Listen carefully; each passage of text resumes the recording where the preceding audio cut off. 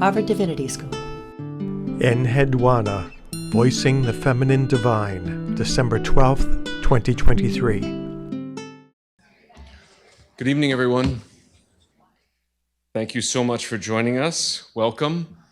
My name is Charles Stang, and I serve as the director of the Center for the Study of World Religions here at Harvard Divinity School, and I am delighted to welcome you to this very, very special event, Enheduanna, Voicing the, Divine Feminine, Voicing the Feminine Divine. I confess that until last year, Enheduanna was a name unknown to me. It was Anne Harley who first brought her to my attention.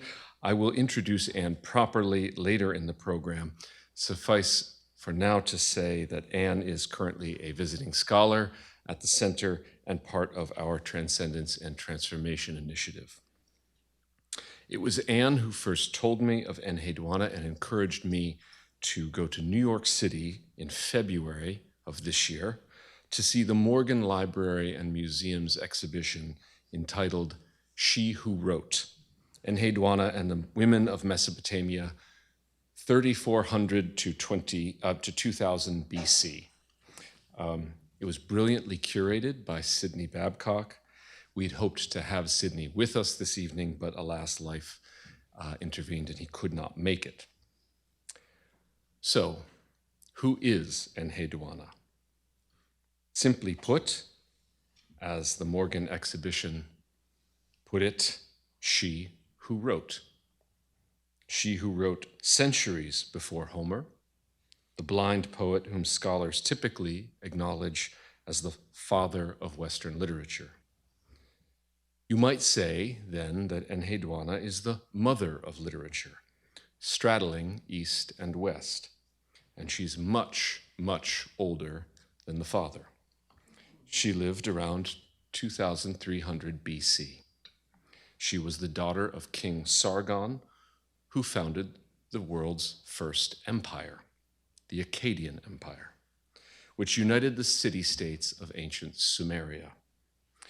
She was the high priestess of the moon god Nanna in the city of Ur, and an apologist for her father's empire.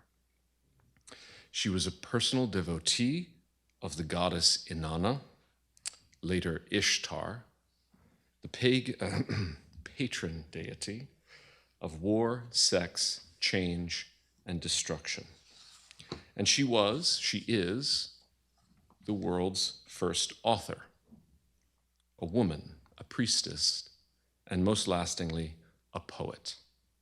She sang of gods and their temples, and her verses, especially those to Inana, are startling, stunning, some of the most powerful I have ever read. We have with us tonight her most recent English translator, Dr. Sophus Helle, whom I will also introduce properly in a few moments.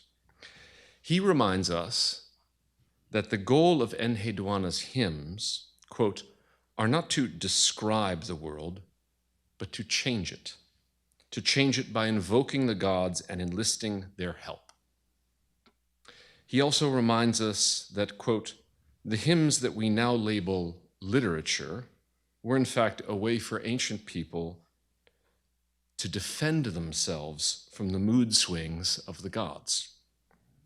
Their lavish praise might soothe the heart of an angry deity and so keep its wrath at bay, at least for a time. And although he asks us whether it is right to think of these hymns as literature, Sophus also asks us to wonder, and here I'm quoting, what would the history of Western literature look like if it began not with Homer and his war-hungry heroes, but with a woman from ancient Iraq who sang hymns to the goddess of chaos and change? Indeed, what would it look like to begin the history of literature not with he, but with she who wrote? This afternoon's program falls into two parts. In the first, we will hear from our two esteemed experts, Professor Celine Debourse and Dr. Sophus Helle. After their two talks, Dr. Helle will read a selection of Enheduanna's poems in their original Sumerian, with his English translation. After his readings, we'll shift from the first to the second part of the program, the musical performance. And I will return to the podium to introduce Anne Harley, the piece, the project it's a part of, the composer, conductor, and our musicians. But now it's time for me to introduce our two experts. Professor Celine Debourse is Assistant Professor of Near Eastern Languages and Civilizations at Harvard University. She is an Assyriologist specializing in the languages, history, and religion of Babylonia during the first millennium B.C.E. Her work centers around two broad themes, ancient ritual and the effects of empire, which she studies together in the context of the Achaemenid and Hellenistic Babylonian periods. Dr. Sophus Helle is a translator, journalist, and cultural historian specializing in the literature of ancient Iraq. He has translated the Babylonian epic Gilgamesh and the Sumerian poems attributed to Enheduanna. He is currently a postdoctoral fellow at Princeton University, where he's working on a project that looks at how ancient epics engage with time. Celine and Sophus, thank you so very much for joining us for this event. We're delighted to host you. And while I'm in the business of giving thanks, there are a few people I must acknowledge. First, I'd like to thank Gosia Skladowska, the center's associate director, and Lori Sedgwick. Where are you, Lori? In the back, as she often is. Lori is the center's events coordinator. I'd like to thank them for their tireless work on this very special event. Perhaps I shouldn't say tireless, though, because I think they're both pretty tired after this long semester, and they deserve a holiday break. Second, I'd like to thank Anne Harley, who I genuinely think is tireless, or at least we haven't seen her slow down once in this semester. Just before this event began, she was pitching Gosia and me 3 other events. So perhaps she is tireless. In all seriousness, though, Anne, you're a delight to have around. I'm forever grateful to you for many things, but for introducing me to Enheduanna. And finally, I want to thank Eve Seda. Where's Eve? There's Eve, who is a postdoctoral fellow here at the center and our residential advisor, who has led this semester's reading group on Enheduanna. There is a certain poetry in knowing that you, a Mesopotamian woman and singer living over 2 millennia after Christ, is leading our reading group on another Mesopotamian woman and singer who lived over 2 millennia before Christ. Thank you, Eve, for all that you do for the center. So without further ado, we will start the program. Please join me in welcoming our 2 esteemed guests. Celine, the floor is yours.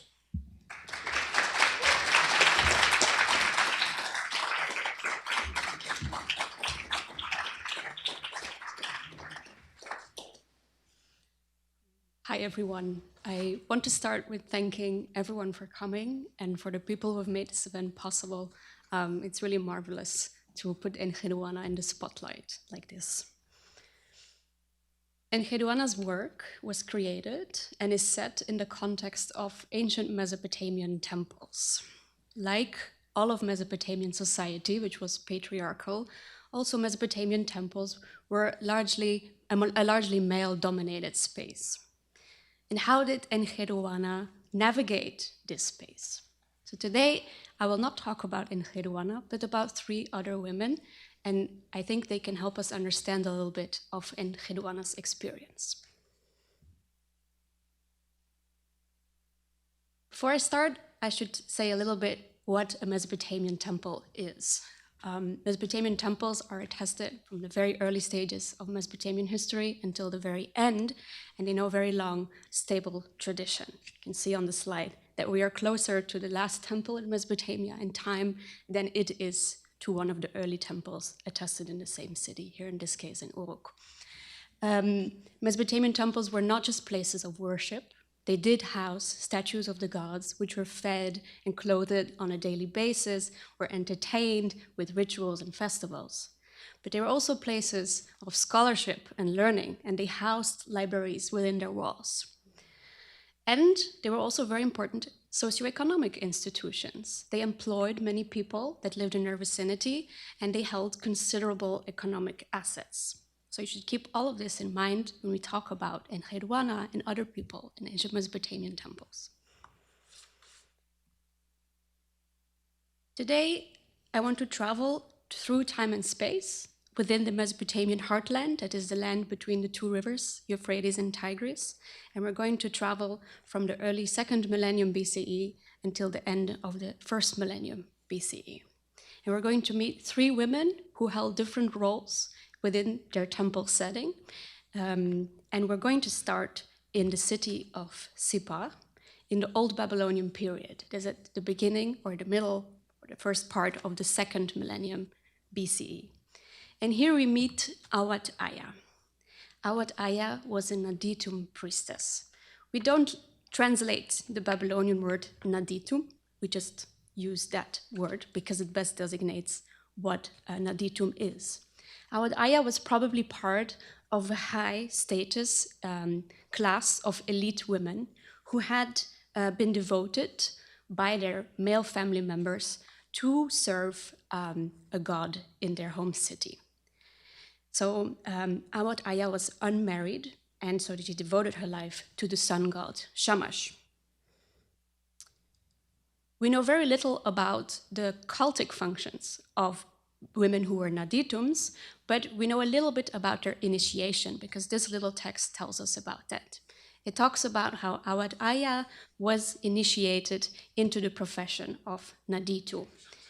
And it tells us this in a very specific wording, because the text is worded like a marriage contract. In a way, it seems to suggest that Awat-aya was somehow married, even though she was not married to a human man. So it tells us about the dowry she receives, and it tells us about the objects that her father gives her for her life in the temple context. And it also tells us about a gift that was given to her father, a very common practice during marriage ceremonies.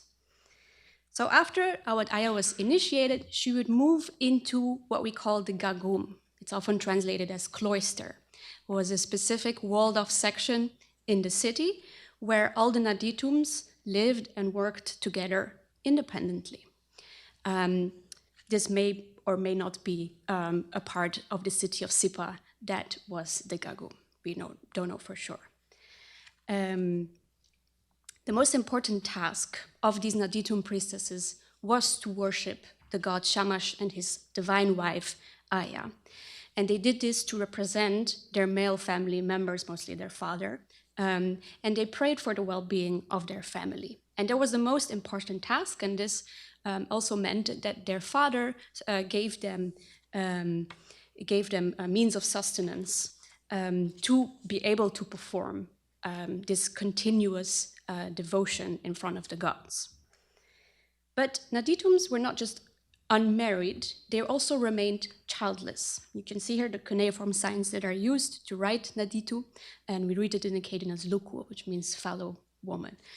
So they remained childless, which also means that all the means that they received, if they received lands or silver or jewelry, that this would pass on to the next generation undividedly, because the Naditu had no children. So this means that these Naditu women were not just priestesses, they didn't just have a religious role, they had a very large economic role. And they almost serve as free agents who took over roles that were normally only held by men. On the slide, you can see a little comparison of how men and women deal with land sale transactions throughout the Old Babylonian period. It's the first half of the 2nd millennium. And you can see that quite a lot of these Naditum women did participate in business transactions such as sales of land, the hiring out of slaves, and loans of silver. And so that meant that the means that they had received from their male family members in order to be a Naditu priestess, they could enlarge these means, and at the end, when they would die, these would pass on to the next generation undividedly. Now, by the end of the Old Babylonian period, by the middle of the second millennium BCE, or earlier actually already, this profession of Naditu kind of peters out, and very likely can be linked to the fact that families simply no longer had the means to sustain these types of women. This really attests, the Naditums in Awad Aya really show us how these women in a temple setting could hold a very strong economic role. So now we move to more than 1,000 years later, we make a big jump in time, and we move to the Assyrian city of Arbela. And here we meet Ishtar Beli Daini. Ishtar Beli Daini was a votaress who had been dedicated by an Assyrian king, King Esarhaddon, to the goddess Ishtar of Arbela. We know very little about votaresses like Ishtar Beli Daini. Very likely she was also from a rather high-end family, perhaps of foreign origin, maybe Egyptian or so, and her social status is not entirely clear. Clearly she was not a slave, but she was perhaps also not an entirely free woman. She was in the service of the goddess Ishtar of Arbela. But she was also more than that. She did more than just she was more than just a priestess who prayed and performed the worship of this goddess, because Ishtar of Arbela is associated with prophecy. She was a goddess who would give oracles that related to the king and the royal family and kingship. And Ishtar Beli Daini was one of these women who was in the service of Ishtar of Arbela and would receive oracles from the goddess and would then pronounce them. And we have lists of those oracles pronounced by different women in the service of Ishtar of Arbela. And they all relate to specific political intrigues at the court or to specific wars and military campaigns. And so there was a very clear political undertone to these prophecies pronounced by these women in the context of this cult. So Ishtar Beli Daini was not just a priestess, but she had a very small part of political power too. Now we move back to Sippar, but in the 6th century BCE. And here we meet Muranatu. Muranatu performed one of the most stereotypical female tasks, and that's the task of weaving. But she didn't do that in a very stereotypical female manner because she was a linen weaver. I will tell you in a little bit why that was not so stereotypical. Mesopotamian textiles were famous throughout the ancient world, and we know that women were a very big part of the production of textiles, but they are largely invisible in our texts. This was probably a task performed at home and among women, and so very little evidence is present to tell us about linen production or weaving productions. Now, weaving in the context of the temple is important because, as I said, the gods were clothed, and they would receive different types of clothing on different occasions, and linen specifically was associated with purity and the divine, and so divine statues would receive, aside from other types of textiles, linen clothing. We have little lists, like this one, that tell us about who participated in the production of these clothes. And they are mostly men. So in the production of the clothing of the gods, only men participated. It is not entirely clear if this relates to some kind of purity concerns or if it's just kind of social aspect that these men would be working in a workshop in the temple, whereas women would be weaving at home. But what is very interesting is that in 8 of these little lists, Muranatu appears as one of the women who helps in the production of these linen clothing for the gods, linen garments for the gods. So she weaves linen thread. In this specific list, she is one of the women who delivers one piece of clothing or part of a piece of clothing for the gods. And it raises a few questions about what we actually know from these little lists, because we see all these men mostly appear in these lists, but we do know that women were so active in the production of textiles. So perhaps some people have suggested that behind Muranatu hide more women, that this reference to that woman who probably produced these things in her household, more women hide. And this brings me to a poem that I would really like to bring, because I think it can also, I would like to keep it in mind when we talk about Enheduanna, and it's by Doreen Rifa. And she says, instructions to make a marionette. Fold a page laundry smooth. Repeat, repeat again, until the paper pleats resemble a pale accordion. Sketch a female silhouette.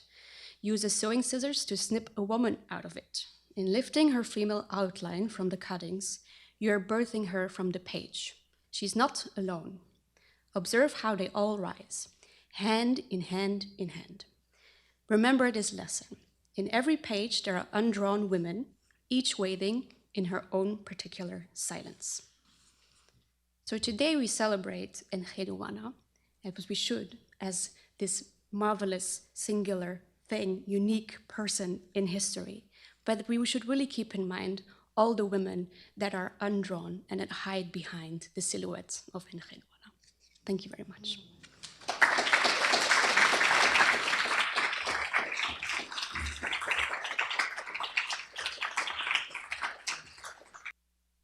Fantastic. Thank you so much to Celine. That was amazing. That was a really great overview. Giving a short overview of all of Mesopotamian religion is no easy thing. Thank you also to the organizers for this amazing event, and I cannot wait to hear the musical performance. Very excited for that. I would like to begin by taking your mind back to one of the first things Celine said, in which she compared these two temples from the very beginning of cuneiform culture and from the very end. These are 3,500 years apart. As Celine said, the later temple is closer to us in time than to its predecessor in Uruk. So these are the kind of temporal distances that we are dealing with when we talk about ancient Mesopotamia. We like to say in the field, somewhat tongue-in-cheek, that we study the first half of history and leave the rest to everybody else. So that is, and so today we're journeying back to Enheduanna's period, which lies towards the beginning of that time span. Namely the Old Akkadian period. And the Old Akkadian period, just to set the scene in general, is this time of dramatic excitement, both for the better and for the worst, and it would be remembered for millennia to come as this larger-than-life period, taking up a space in the cuneiform cultural imaginary, somewhat like, let's say, the Golden Age of piracy, or the Westerns, or the Middle Ages have for us today. This would be a time that would go on to become mythical, and the kings of the period, Sargon, Enheduanna's father, and Naram-Sin, his eventual successor, would become these figures that would be warped and twisted to become these, what you say, like almost archetypes of the good and the bad king. And that is the kind of period in which Enheduanna lived. And even beyond this historical myth-making through which her figure would be filtered, even the actual historical information that we have about the period point to a time of great excitement, great dramatic change. The world would have felt bigger than ever before. Enheduanna's father, Sargon of Akkad, united the previously independent city-states of Sumer, and his warriors, his soldiers, then made their way into places that people might not even have heard of the generation before. Trade boomed, there were huge technological advances, as well as in art, but at the same time, this new wealth and power that flowed into Sumer was extremely unevenly distributed. It was tightly concentrated around the king and his court. And at the same time, the latter part of the period sees dramatic climate change, not man-made as we have it today, but what we call the 4.2K dust event, these kinds of terms that geologists like to come up with, that would leave the area drier and would create famine and possibly even contribute to the collapse, the eventual collapse of this empire. So why am I telling you all of this? Why am I beginning with the details of this period? Because I think all the things I just said could also, to varying degrees, serve as descriptors of our own period. We are also living through a period of climate change. We're living through a period of great technological advancement, of all sorts of, I really feel like history is barreling forward, but at the same time, a time of huge social inequality, a time of huge divisions, social tensions. And again, these social tensions definitely also characterized Enheduanna's time as well. There were constant revolts, and one of those revolts is the narrative frame for Enheduanna's best-known poem, The Exaltation of Inanna. So a time where literally everything was turning upside down. And during this time, we have this priestess who is installed by her father as high priestess in the city of Ur, and the poem that is attributed to her, or the best known of the poems that is attributed to her, The Exaltation of Inanna, is a hymn to the goddess of change and contradiction and chaos. And again, I will return to in a moment to whether Enheduanna wrote this poem herself or not, but it is striking to me that this is the poem that people at the time attributed to her. This is a stunning moment, I think, in literary history. This is a time in which everything was turning upside down, and in which, rather than trying to think of dramatic change as an interruption of history, as something that comes to us and then passes, these poems, The Exaltation of Inanna, and especially another poem attributed to Enheduanna, the hymn to Inanna, think of change and the goddess of change as the supreme forces that rule this cosmos. So they don't think of chaos and change as interruptions, but as the way things are. And I think that remains a philosophical and a historical and a spiritual challenge that is more relevant than ever today. If there is one thing you should take away from my talk, one piece of information I want you to remember about Enheduanna, this is not even me who came up with it, it's two of my colleagues, Eleanor Robson and Gina Konstantopoulos. They developed this wonderful framework for thinking about Enheduanna that I really like.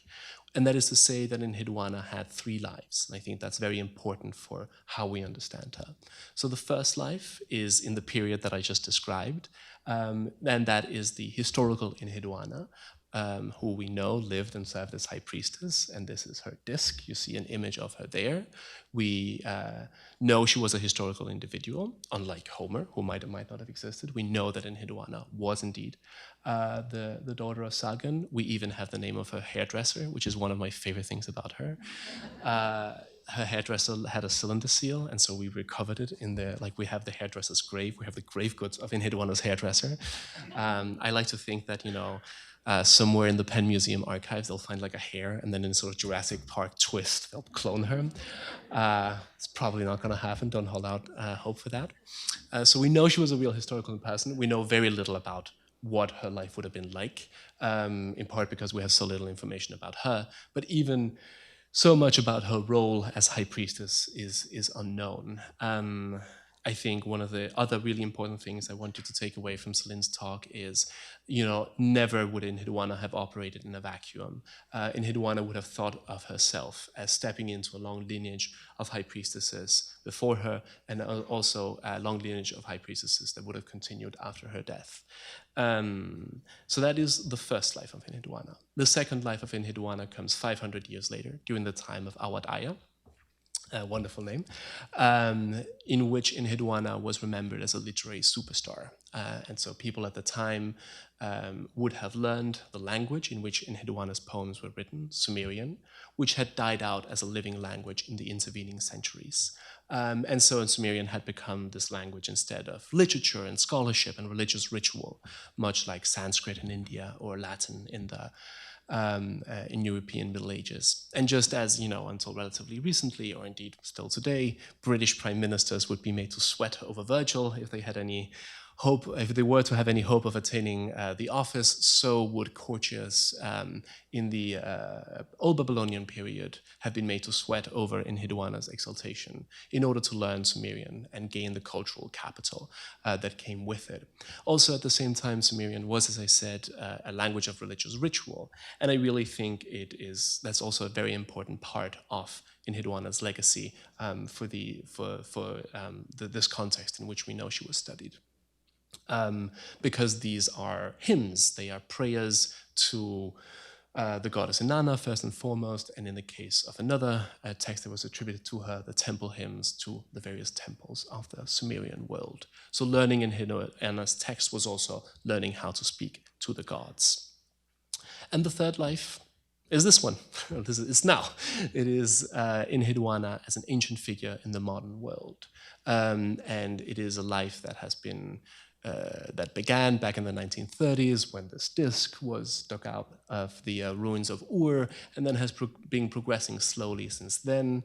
Another thing I love about Enheduanna is that the first edition of the Exaltation was published in 1968, just as the world was turning upside down anyway. Why not also publish a hymn to the goddess of change and rebelliousness? But then slowly since then, she has become gradually better known, but still very much living in the shadow of better known cuneiform texts like the Stele of Hammurabi or the Epic of Gilgamesh, until very much last year and Sidney Babcock's wonderful exhibition at the Morgan that I really think kickstarted a new wave of interest in Enheduanna. And it was such a wonderful coincidence that my translation could appear just in the wake of that. So I very much hope that, I have done my small contribution, and that events like this will continue to contribute to making Enheduanna better known. So those are the three lives: ancient historical priestess, ancient literary superstar, and then ancient figure in the modern world. One of the reasons that it's so useful to think of these three different lives is that we're not fully sure the degree to which they, as it were, match up with one another. So these manuscripts that we know the text from, they were produced by students studying her text in the Old Babylonian period, but that is 500 years after the historical priestess herself. And we do not know, we have no texts of the intervening centuries of her poems, with some caveats. It's a longer discussion, but the poems could have been written in the intervening centuries by other writers writing in her name, because these poems are told in Enheduanna's voice, as a way of celebrating the already then famous high priestess. So that would make them the ancient equivalent of historical fiction. Or they could have been Enheduanna's own compositions that were transmitted across time. And there's nothing particularly inherently suspicious about the fact that they're only known from this period, because that is when most of Sumerian literature is known from anyway. So that question remains open. And I think that question has unfortunately clouded Enheduanna somewhat. I think that is one of the reasons she's not been better known. But I think she's a fascinating figure regardless, whether she is just a character in these poems or whether she is their author. She is an absolutely fascinating figure to me.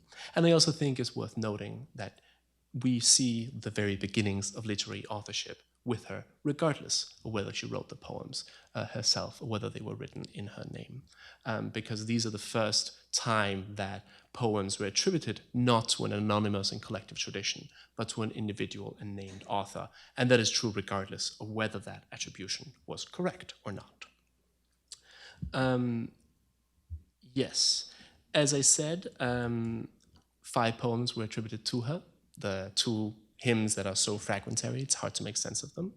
The temple hymns, which celebrate the temples of Sumer, the gods who lived in them, and the cities in which they stood. And then, I don't want to play favorites among my children, but then the 2 best poems, or at least the most interesting ones, are the ones that resonate most with modern readers, which are 2 hymns to the goddess Inana. And both hymns combine an appeal and a glorification of this complicated, ever-changing goddess, god of change, god of contradiction, god of chaos, god of war, god of sex. They combine a celebration of her with Enheduanna's account, autobiographical or pseudo-autobiographical, of her own plight. In the hymn, the section in which Enheduanna describes herself is missing, and if there was ever a fragment, if there was ever a break designed to annoy me personally, it's that one. Enheduanna says in that poem, "I am Enheduanna, high priestess of Nanna," and then the text breaks off. It's very precisely targeted at me, I feel like. But that is not the case in the Exaltation. In the Exaltation, which is one of the very few fully preserved poems from the ancient world, Enheduanna weaves her story and that of Inanna together to describe how there was this rebellion in the city of Ur that kicked her into exile, and during which she then appealed to the goddess Inanna for help. And that is the poem that we will hear today in Sumerian, in translation, and then in performance. I only have a few minutes left, but I was also asked by the organizers to talk a bit about gender and its role in Enheduanna's poetry. And I'm very happy that I was asked to do this because I think it is important to celebrate Enheduanna as a female poet, as a female voice. I think that's important, but I don't think we should pigeonhole her as that either, because one of the other fascinating things about Enheduanna is that her poems contain some, and especially in the case of the hymn, contain some rare but important descriptions of what we might think of as third gender or non-binary identities from the ancient Near East. And those are, her poem, the hymn, is the pretty much almost the only source we have for one of these several different non-binary identities called the Pili Pili, which is explicitly described as falling somewhere in between what was conventionally male and what was conventionally female. And Enheduanna even describes herself in that poem in one of the very few passages that is preserved, that is autobiographical from the hymn. She even makes a direct link between herself and these people. That is not to say that Enheduanna was not a woman. She would definitely have been perceived both by herself and by others in her time as a woman, but she saw herself and her ritual performance in relation to these people. So just I think these groups are a good note to end on, because they really show what is the main message of Enheduanna's poetry. Because what their function was, they were not just, they were not just subverting gender identities for the fun of it, though I'm sure it must have been fun. By the descriptions of their rituals that we read, it does sound like a lot of fun. But they did so in part to remind people that everybody in this world is subject to Inanna's power. So Inanna can change everything. As shown in the hymn, she can change the landscape by destroying mountains if the mountains fail to bow to her. She can bully the other gods. She can change everything and everybody. And one of the ways in which Inanna's power to change people manifests is her power to change people's gender. So these ritual activities in which people would take male and female symbols and reverse them and play with them and subvert them, they will remind us that everything about us and everything that we see around us is changeable.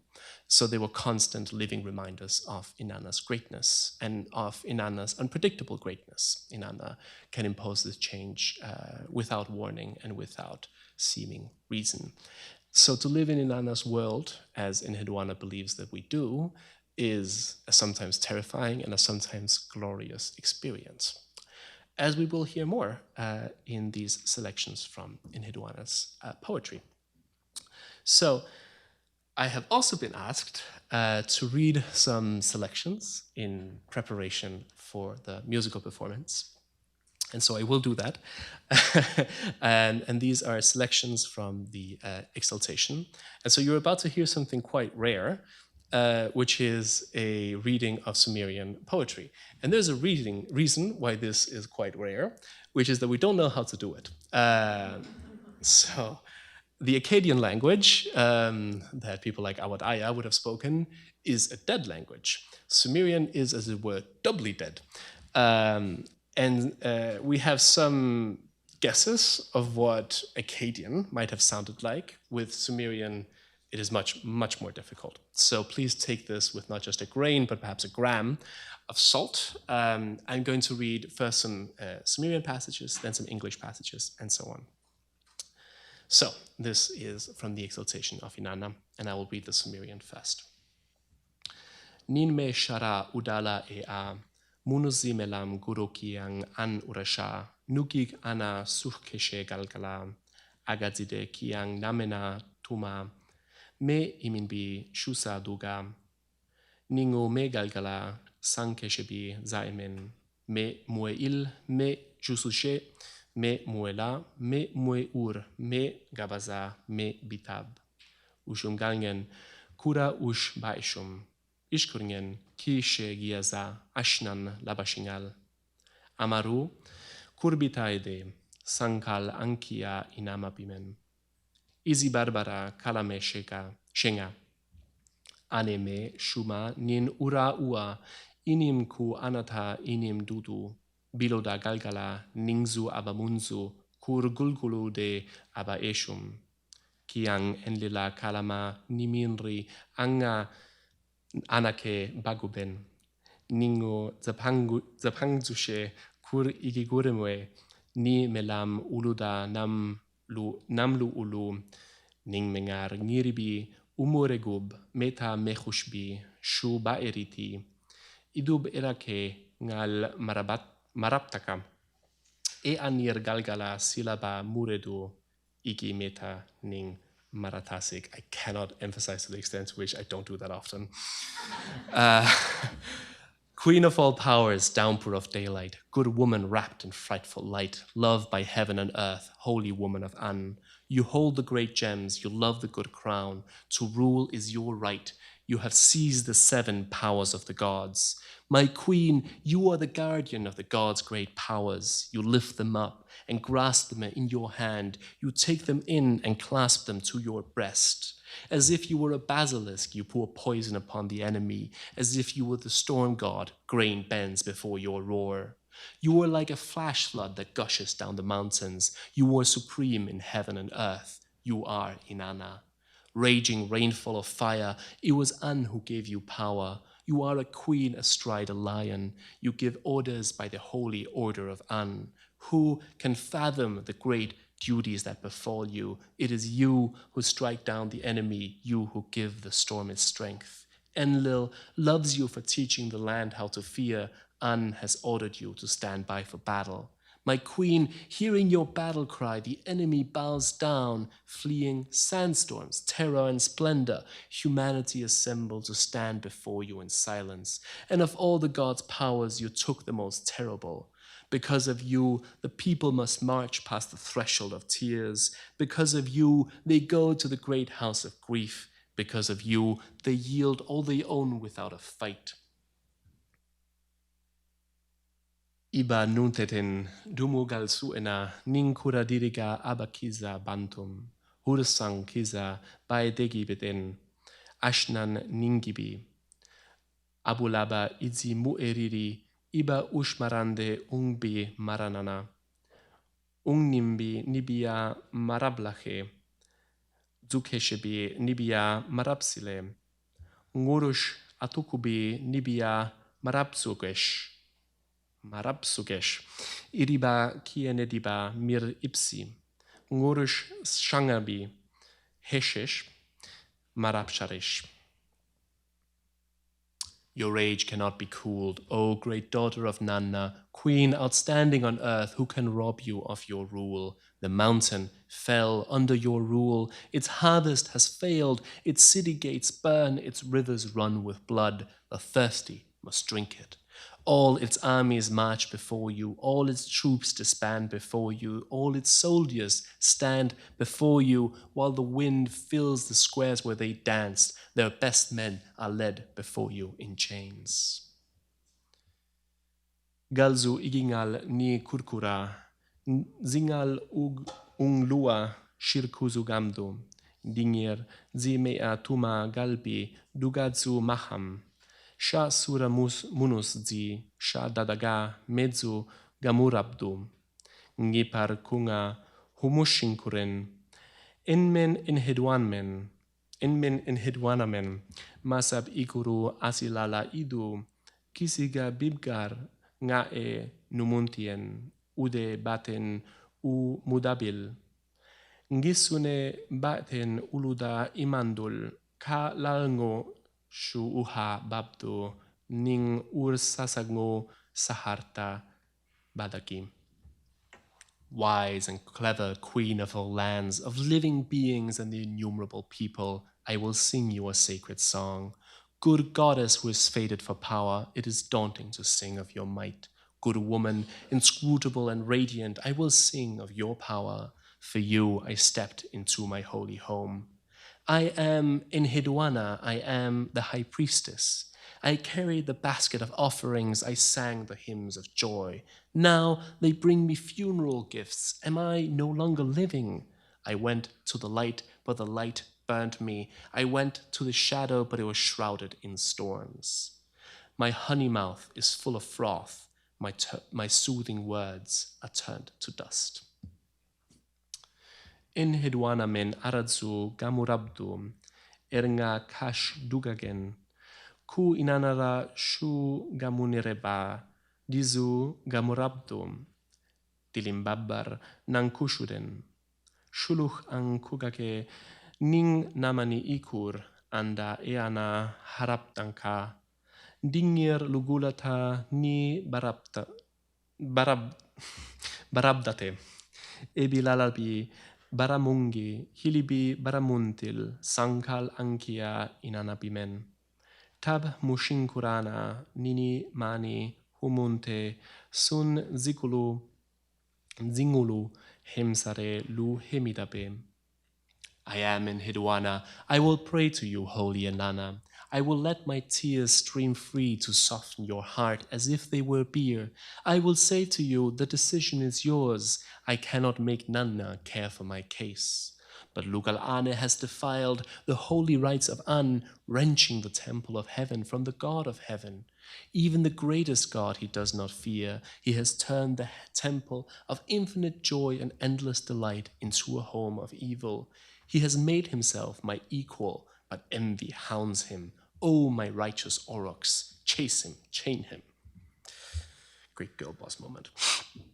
Ninkiang anangu shazu hamasede, hezuam, nanna libinduga, zakam binduga, angen mahaza hezuam, kigen dagalaza hezuam, kibal gulguluza hezuam, kuragu deza hezuam, sangish raraza hezuam, urgen arguza hezuam, igi hushaza hezuam, igi hushpi ililiza hezuam, igi gungunaza hezuam, uruna nushegaza hezuam, uma gubgubuza hezuam, nanna libinduga zakam binduga, ningu ibgulen imahen, ninkiang anagu, mirmirza gamdu, nemur mudub, shuluch sibinza, Ishdamku marangal shazu namasede, imasi imaradigata ning ungal maradu, ning niuna marandugan, gala anbarka shu humrakipki. Queen, beloved of heaven, may your heart have mercy on me. Nanna has said nothing, so he has said, it is up to you. Let it be known. Let them know that you are as mighty as the skies. Let them know that you are as great as the earth. Let them know that you crush every rebel. Let them know that you deafen the enemy. Let them know that you grind skulls to dust. Let them know that you eat corpses like a lion. Let them know that your gaze is terrifying and that you lift your terrifying gaze. Let them know that your eyes flash and flicker. Let them know that you are headstrong and defiant. Let them know that you always stand triumphant. Nanna said nothing, so he has left it up to you. My queen, this has made you even greater. This has made you the greatest. Queen, beloved of heaven, I will sing of your fury. I have piled up the coals. I have purified myself. The holy inn awaits you. Will your heart not have mercy on me? The pain filled me, overwhelmed me. Queen, lady, for you I have given birth to it. What I sang to you at dead of night, let a lamenter repeat at midday. Nin gutuku nirngal nguenake. Siskurana banshintin. Shaku inana kibi banagi. Ubanadu lala bansusu hili mazbandodu. Iti eagen lala bangur nanna uzidesh mune. Amani ningalara shudu munanshash. Gish kanake silima munabe nugigra dugani maham. Urgulgul anda meba ningo hili gue inana zami. The mighty woman, the greatest in the gathering of gods, has heard her plea. Inanna's holy heart came back to her. The light pleased her. She spread joy and beamed with a passionate delight, like a downpour of moonlight wrapped in charm. Nanna extolled her, Ningal blessed her, and the temple's thresholds welcomed her home. What she said to her holy woman was magnificent.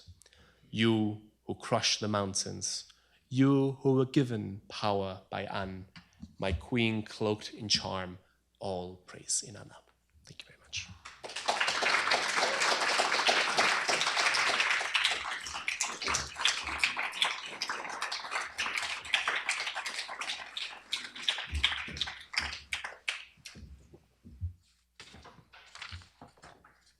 Thank you, Celine. Celine had to step out. Thank you, Sophus.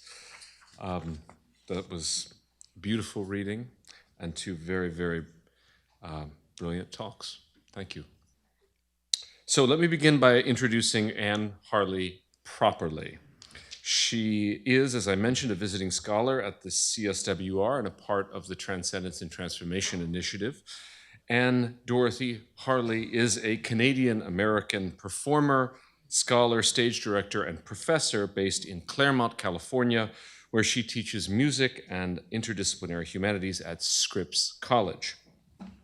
After earning her BA in comparative literature, Russian and French, she taught at a university in China for a year and then completed a master's of music in voice performance, a performance diploma in opera, and a doctorate in music with a concentration in voice and historical performance at Boston University.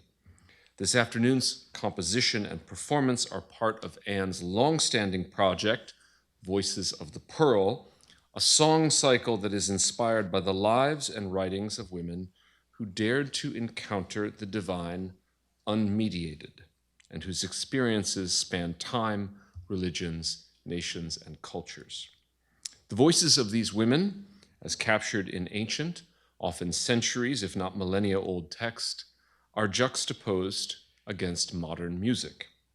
The result is often surprising, unsettling, and justly so, as it mirrors, one may argue, the lives of these very women, their extraordinary experiences, and the fact that they braved and broke societal norms, putting them at odds with religious and social institutions.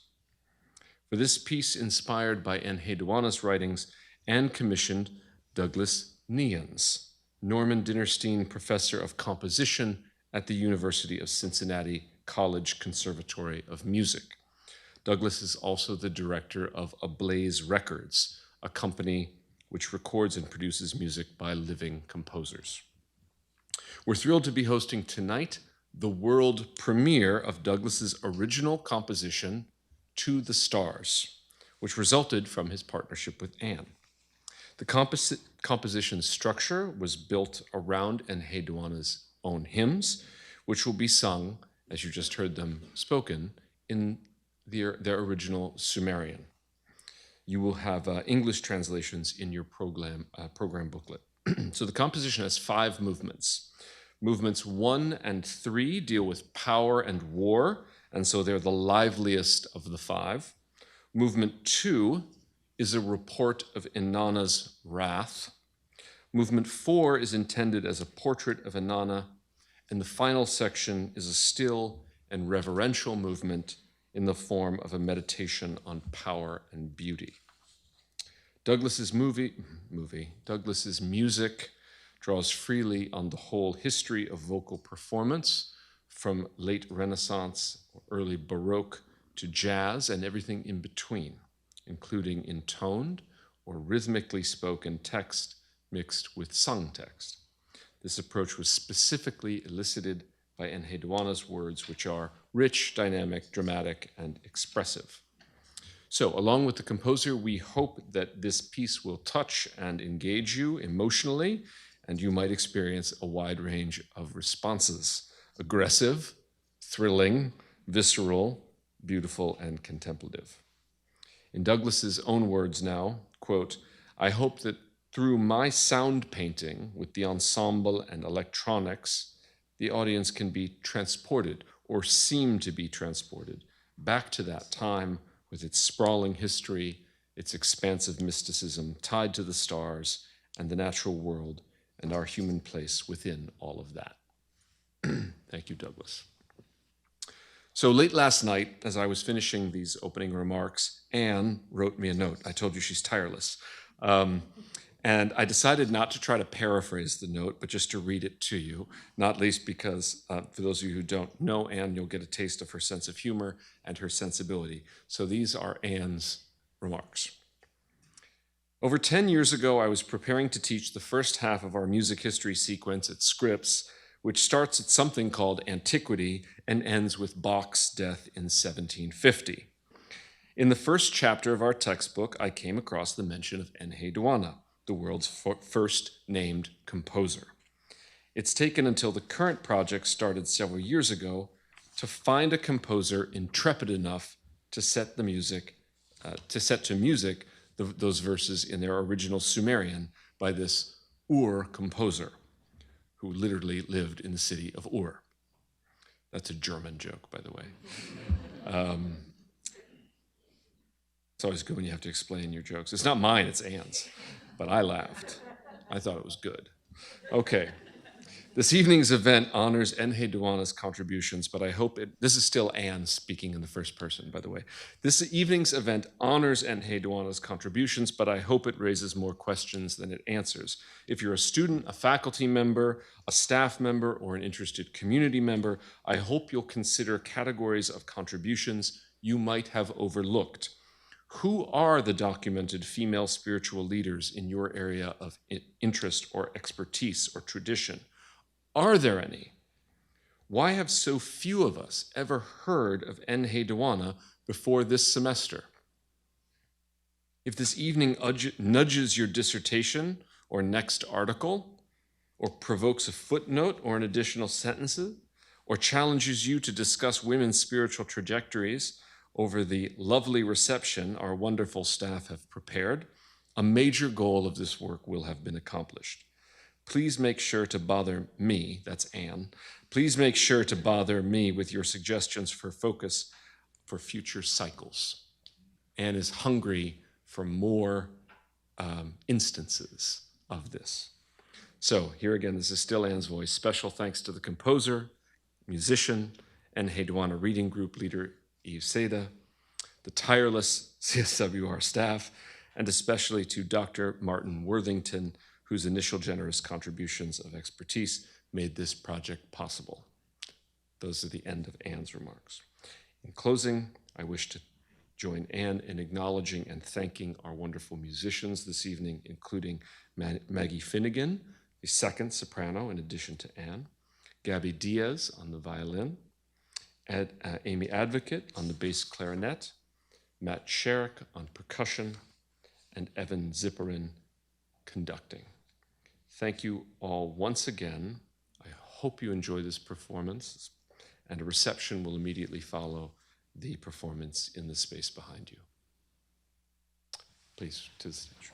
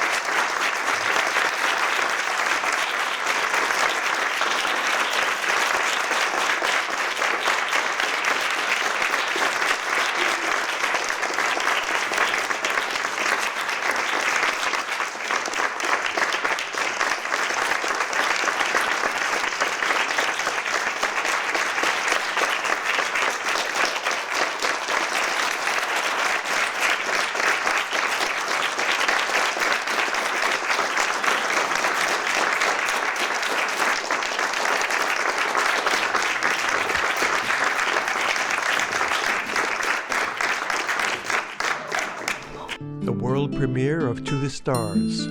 Douglas Knehans, composer, Harley, soprano, Maggie Finnegan, soprano, Gabby Diaz, violin, Amy Advocat, bass clarinet, Matt Sharrock, percussion, Evan Ziporyn, conductor.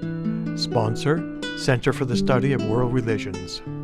Copyright 2023, President and Fellows of Harvard College.